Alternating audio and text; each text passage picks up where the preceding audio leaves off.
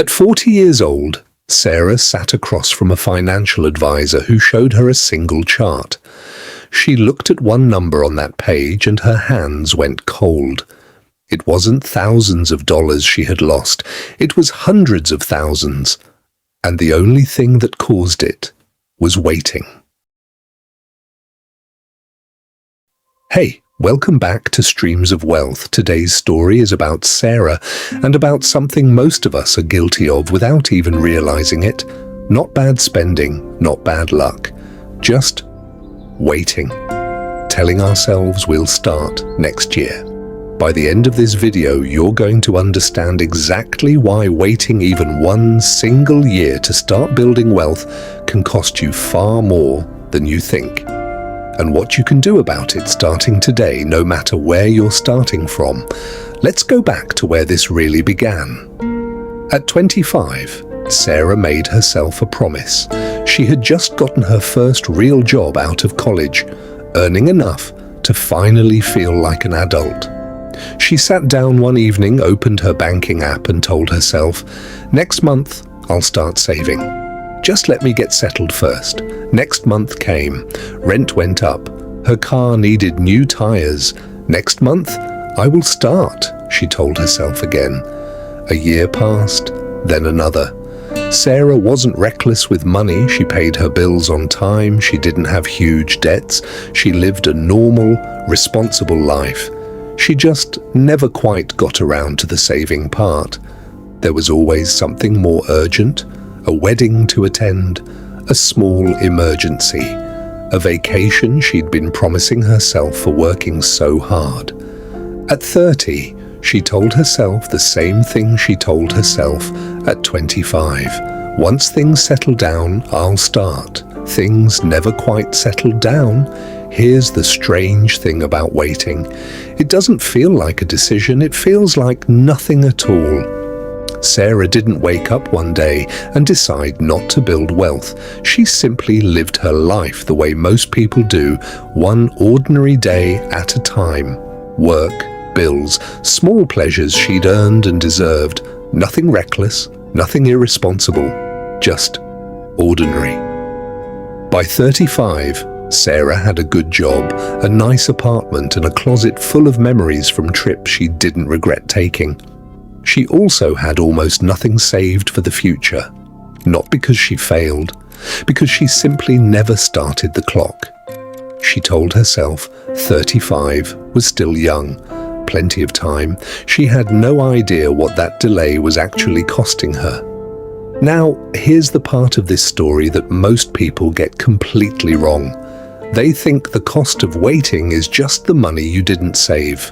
A few $100s a month multiplied by a few years. That's not even close to the real number.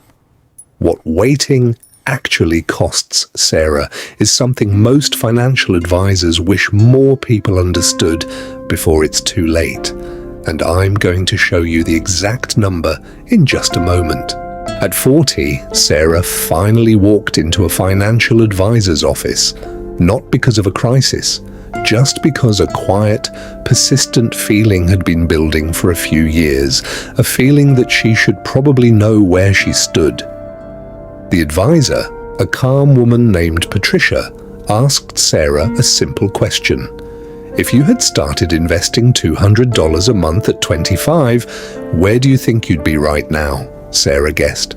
Maybe an extra $30,000? Patricia turned her laptop screen around.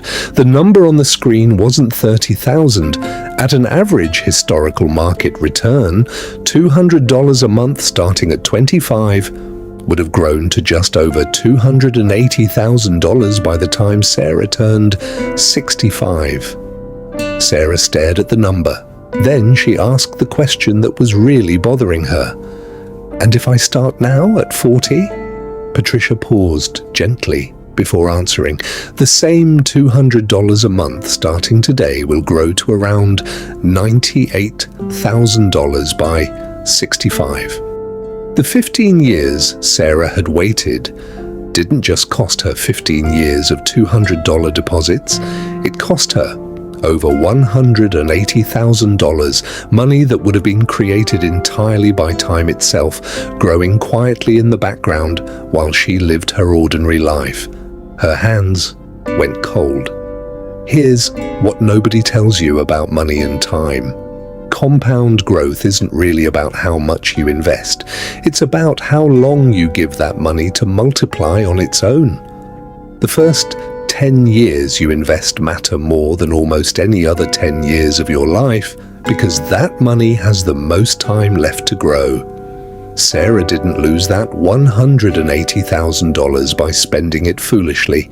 She lost it by doing absolutely nothing, by telling herself next month for 15 years in a row, by believing that waiting was harmless simply because nothing bad seemed to be happening while she waited. But something was happening. Time was passing, and time, when it comes to money, is the one thing you can never buy back. This isn't a story about being bad with money. Sarah did everything else right. This is a story about the cost of an invisible decision, the decision to do nothing, made quietly, year after year, without ever feeling like a decision at all. Here's the part of Sarah's story that matters most. She didn't spiral into regret.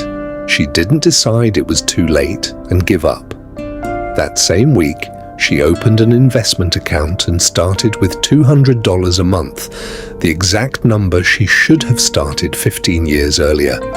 Was it less than it would have been? Yes. Patricia was honest with her about that. But Sarah understood something important in that moment. The only thing worse than losing 15 years would be losing 20 or 25 by continuing to wait because the first 15 were already gone. She couldn't get those years back, but she could stop the bleeding today instead of next month. So here's my question for you, not about Sarah, about you, right now, today. What is the next month you've been promising yourself? And what would it cost you to wait just one more year to start? You don't need to have lost 15 years to learn this lesson. You just need to stop waiting for the feeling of being ready, because that feeling, like Sarah discovered, almost never arrives on its own. If this story made you stop and think about your own next month, that feeling is worth listening to. Subscribe because every week we tell another story like this one. Real choices, real consequences, real paths to freedom. I'll see you in the next one.